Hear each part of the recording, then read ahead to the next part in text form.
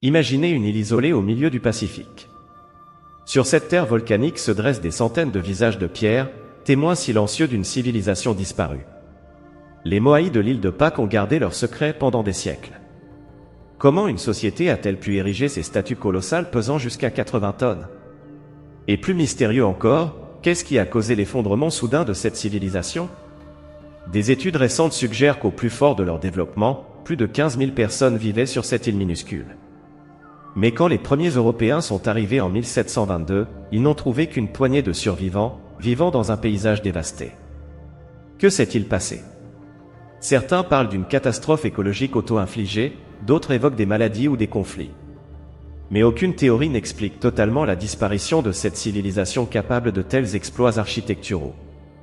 En 1912, un libraire italien du nom de Wilfried Voynich fait une découverte extraordinaire, un manuscrit de 240 pages écrit dans une langue totalement inconnue, illustré de plantes qui n'existent nulle part sur Terre. Datant du XVe siècle, ce livre résiste encore aujourd'hui à toute tentative de déchiffrement, même par les plus puissants ordinateurs modernes. Les pages sont remplies d'illustrations botaniques fantaisistes, de diagrammes astronomiques inexplicables et de ce qui semble être des recettes médicinales. Mais le plus fascinant reste cette écriture, elle suit des patterns linguistiques cohérents, suggérant qu'il s'agit bien d'une vraie langue, mais laquelle? Même les experts de la NSA ont échoué à percer son mystère. Certains suggèrent qu'il s'agit d'un canular élaboré, d'autres y voient un traité médical codé. La vérité? Elle reste enfermée dans ces pages énigmatiques. Au cœur de la jungle du Costa Rica se trouve l'un des plus grands mystères de l'archéologie, des centaines de sphères de pierre parfaitement rondes, certaines pesant jusqu'à 16 tonnes. Leur précision géométrique est si impressionnante qu'elle défie toute explication logique pour l'époque de leur création. Découvertes dans les années 1930, ces sphères ont été façonnées par les anciens peuples autochtones. Mais comment ont-ils réussi à créer des formes aussi parfaites avec des outils primitifs? Et plus important encore, pourquoi? Certaines théories suggèrent qu'elles servaient de marqueurs astronomiques, d'autres y voient des symboles de pouvoir. Mais la véritable raison de leur existence reste un mystère. En 1974, des fermiers chinois font une découverte qui va bouleverser notre compréhension de l'histoire, une armée entière de 8000 soldats en terre cuite, chacun avec un visage unique. Cette armée, créée pour protéger l'empereur Qin dans l'au-delà, cache encore de nombreux mystères. Comment les artisans de l'époque ont-ils pu créer autant de visages différents avec une telle précision? Plus troublant encore, les armes trouvées sur le site étaient recouvertes d'une couche de chrome les protégeant de la rouille, une technique qui n'a été inventée qu'au XXe siècle. Comment les Chinois antiques maîtrisaient-ils déjà cette technologie? Et pourquoi certaines parties du mausolée restent-elles intentionnellement non fouillées? Imaginez un ordinateur vieux de 2000 ans. Impossible?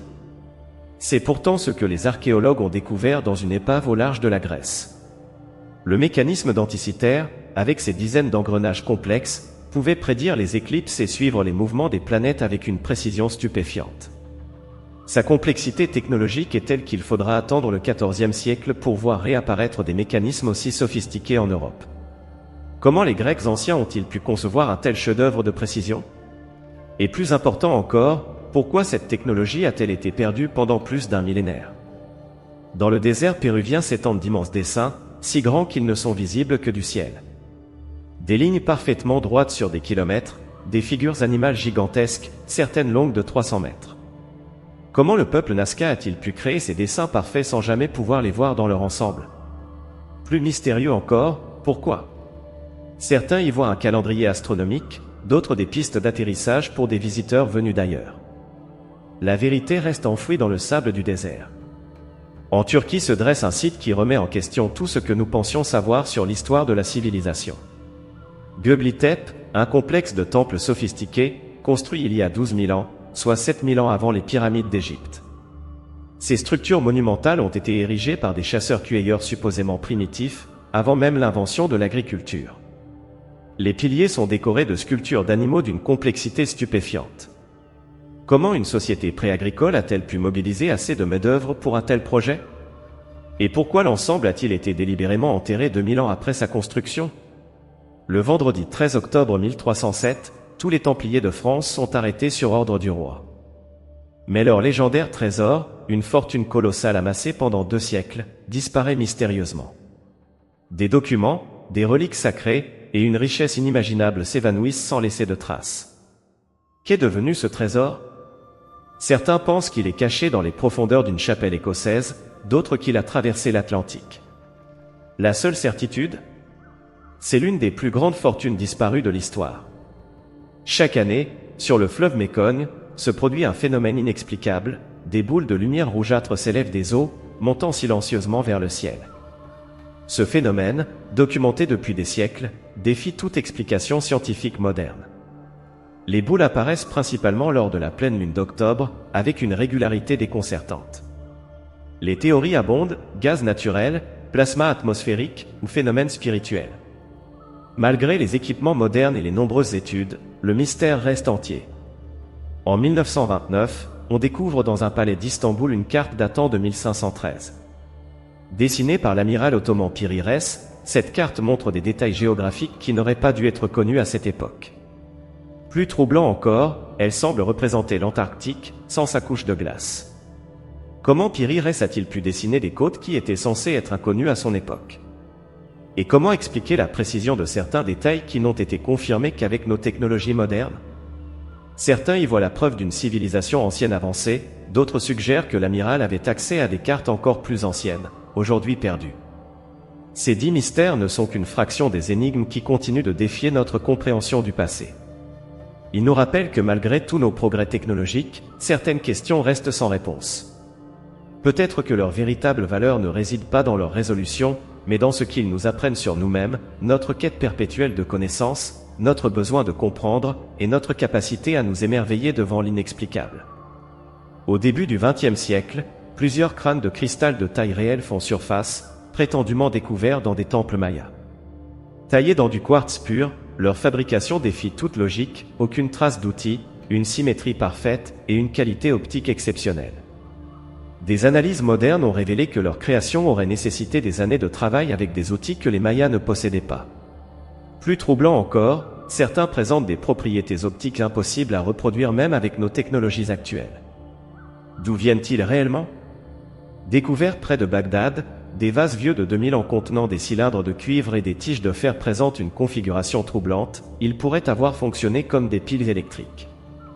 Des reproductions modernes ont prouvé qu'ils pouvaient générer un courant électrique. Comment les Parthes auraient-ils pu maîtriser l'électricité 2 millénaires avant son invention officielle? Et surtout, à quoi servaient ces batteries? Certains suggèrent qu'elles étaient utilisées pour la galvanoplastie, mais aucune preuve définitive n'existe. Dans la capitale tchèque se trouve un automate vieux de 500 ans, le golem de Prague. Cette statue mécanique aurait été capable de marcher, d'écrire et même de jouer de la musique. Les documents de l'époque décrivent un homme de fer si sophistiqué qu'il rivalisait avec les robots modernes. Comment les artisans du XVIe siècle ont-ils pu créer une machine aussi complexe? Les plans originaux ont disparu, et les historiens débattent encore de ses véritables capacités. Était-ce une prouesse d'ingénierie oubliée ou une légende embellie? En 1933, dans les grottes de Bamboum en Chine, des archéologues découvrent des cartes stellaires datant de plus de 4000 ans. Ces cartes montrent des constellations inconnues et semblent cartographier des régions de l'espace que nous n'avons découvertes qu'avec nos télescopes modernes. Plus troublant encore, certaines cartes semblent indiquer des événements astronomiques qui ne se sont produits que des milliers d'années plus tôt. Comment les astronomes anciens ont-ils pu avoir accès à ces informations? Et pourquoi ces cartes ont-elles été soigneusement cachées dans ces grottes reculées? Découvert en Allemagne, le disque de Nebra est la plus ancienne représentation connue du cosmos. Vieux de 3600 ans, ce disque de bronze incrusté d'or représente une carte du ciel d'une précision stupéfiante, incluant les Pléiades et des calculs astronomiques complexes. Comment une civilisation de l'âge du bronze a-t-elle pu posséder des connaissances astronomiques aussi avancées? Le disque permet même de calculer les années bissextiles, un concept que l'on croyait découvert bien plus tard. Son existence suggère que nos ancêtres étaient bien plus sophistiqués que nous ne le pensions. En 1418, l'amiral chinois Zheng He créa une carte du monde qui défie toute logique. Cette carte montre non seulement les côtes américaines, mais aussi des détails géographiques de l'Antarctique qui n'ont été découverts qu'au XXe siècle avec la technologie moderne. La carte indique précisément les courants océaniques, les chaînes de montagnes sous-marines, et même la composition géologique de certaines régions. Comment l'amiral a-t-il pu obtenir ces informations? Certains chercheurs suggèrent l'existence d'une ancienne civilisation maritime avancée qui aurait cartographié le monde entier. D'autres pensent que Zheng He avait accès à des technologies de navigation perdues. Le mystère s'épaissit quand on découvre que certaines annotations de la carte font référence à des événements qui ne se sont produits que des siècles plus tard. Dans des mines d'Afrique du Sud, des mineurs ont découvert des centaines de sphères métalliques parfaitement usinées, enfouies dans des couches géologiques vieilles de 3 milliards d'années. Ces sphères, divisées en deux catégories, métalliques et creuses, présentent des caractéristiques troublantes. Les sphères métalliques sont composées d'un alliage de nickel-acier si pur qu'il n'existe pas naturellement. Plus étrange encore, elles présentent 3 rainures parfaitement parallèles gravées autour de leur équateur. Les tests en laboratoire ont révélé qu'elles sont parfaitement équilibrées et, selon certains chercheurs, émettent une mystérieuse fréquence de résonance. Les sphères creuses, quant à elles, semblent remplies d'une substance blanche spongieuse qui se désintègre au contact de l'air. Comment expliquer la présence d'objets manufacturés dans des roches formées des milliards d'années avant l'apparition de l'homme? La composition métallique et la précision géométrique de ces sphères défient toute explication naturelle. Imaginez un livre si grand qu'il faut 2 personnes pour le soulever, écrit en une seule nuit par un moine condamné. Le Codex Giga, plus grand manuscrit médiéval connu, est entouré de légendes fascinantes. Mais au-delà des mythes, ce livre pose des questions troublantes. L'analyse scientifique a révélé que l'écriture est remarquablement uniforme sur les 320 pages, suggérant qu'elle a été réalisée d'une seule main, sans interruption, ce qui semble humainement impossible. Les experts estiment qu'il aurait fallu 20 ans de travail ininterrompu pour créer un tel ouvrage. Plus mystérieux encore, le manuscrit contient des textes cryptés qui n'ont jamais été déchiffrés, des formules alchimiques inconnues, et des illustrations médicales en avance sur leur temps.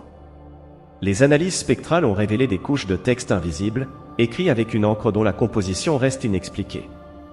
Comment un seul scribe a-t-il pu accomplir un tel exploit? Et que signifient réellement les passages codés qui parsèment ces pages? Alors, la prochaine fois que vous penserez que l'histoire n'a plus de secret pour nous, souvenez-vous de ces mystères qui continuent de nous fasciner et de nous intriguer. Car parfois, les plus grandes énigmes sont celles qui restent sans réponse.